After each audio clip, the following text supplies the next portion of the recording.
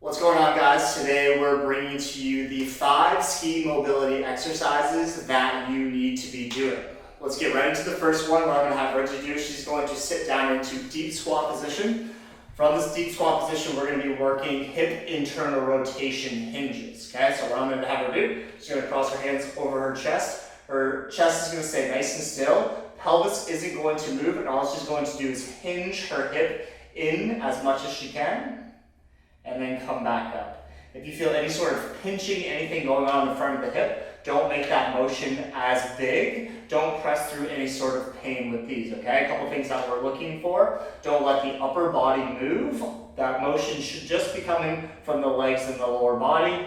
You can see she's hinging onto her inside of her foot here. That's totally normal. We're trying to dictate as much of that skiing motion as we can here, all right? You're gonna do 10 reps on each side, so I'll have Reggie switch over to the left.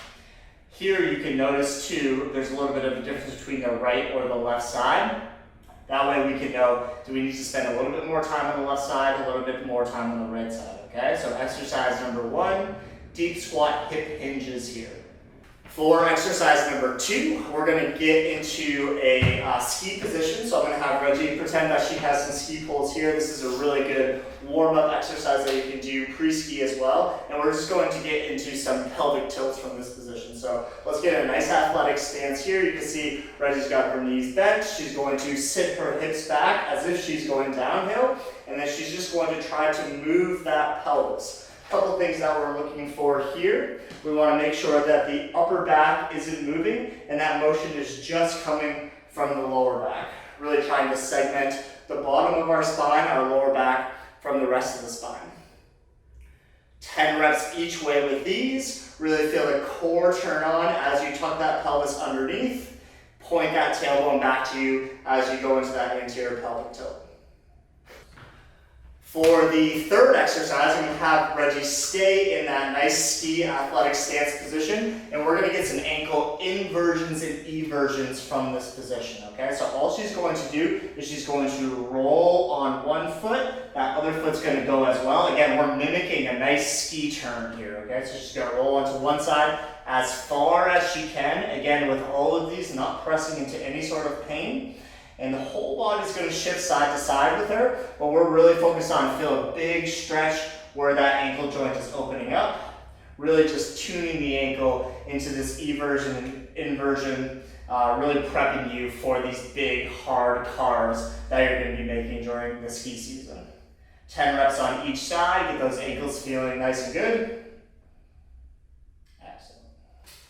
For our fourth exercise, we're really leaning into that big ski turn, really getting into a big position here. So what I'm going to have Reggie do is sit back down onto the box. And she's going to kick one leg directly out to the side. We call this a Cossack squat. All we really want to do is just sit down into that nice athletic stance. So you don't need to be as deep as Reggie is here. You can be up a little bit higher, totally based on how much flexibility you have.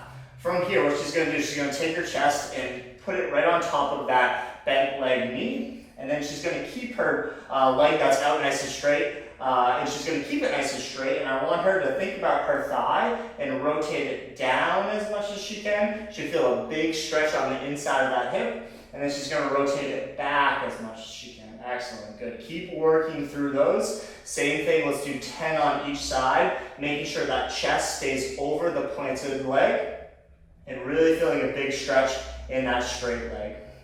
So again, we would work both sides here, not pressing into any sort of pain. If you feel any pinch, anything like that on this right hip, this straight leg, don't press through that pain. And for our fifth and final exercise, Reggie's going to get into that ski position again. And here we're just going to go through some spine carves, okay? So we're really just taking the spine through its full range of motion. So what I want Reggie to do, you can take a step forward. Lower back's going to stay nice and still. She's going to flex forward first. Excellent, good. And give me as much rotation towards me as you can.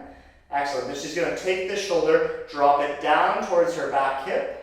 From here, she's going to bring her chest up towards the ceiling, rotate as far left as she can, drop left shoulder, and flex back to the starting position. Actually, let's do that same thing going left now. So stay tucked forward, rotate as far left as you can, drop left shoulder, bend backwards, chest goes up towards the ceiling, rotate right as far as you can, drop right shoulder, and flex forward. Okay, let's do one more each way with those. So again, the lower body takes a lot of pressure during the ski day, but we want to make sure that our spine is nice and mobile as well. This is what's going to keep you skiing all day long. With the spine car, we're just trying to draw as big a circle as we can, full range of motion with the spine. 3 or 5 on each side with these. Make sure, this is our last exercise. Make sure you're feeling good for the rest of the ski day.